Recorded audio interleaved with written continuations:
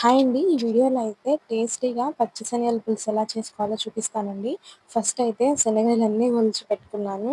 తర్వాత అయితే పాన్‌లో నూనె వేసుకొని కొన్ని ఆవాలు, జీలకర్ర వేసుకొని కట్ చేసుకున్న ఆనియన్ వేసుకొని వేపుకుంటున్నానండి.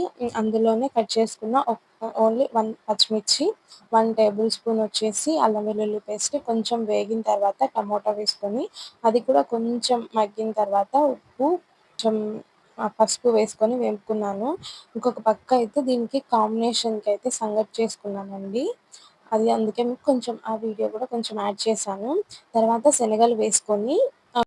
శనగలు వేసుకొని మిక్స్ చేసుకున్న తర్వాత కూరకి సరిపడ్డ కారం వేసుకొని అంతా మిక్స్ చేసుకొని కొద్దిసేపు అయితే మూత పెట్టేసుకొని తర్వాత వాటర్ వేసుకొని ఉడికించుకున్న తర్వాత ఇంకా మనకి కూర దగ్గరికి అవుతుందన్నప్పుడు కొంచెం గరం మసాలా, ధనియాల పొడి యాడ్ చేసుకొని ఇప్పుడైతే టేస్ట్ చూసుకొని సాల్ట్ అడ్జస్ట్ చేసుకోవచ్చు. లాస్ట్‌లో శనగలు ఉడికాయో లేదో చూసుకొని అన్నీ అడ్జస్ట్ చేసుకొని కొద్దిసేపు ఉడకబెట్టుకుంటే సరిపోతుందండి. ఎక్కువ చిక్కగా లేకుండా చేసుకున్నానండి. ఎందుకంటే సంగటిలోకి కాబట్టి. ఇలాగే ఎండు శనగలు కూడా నానబెట్టి చేసుకోవచ్చండి.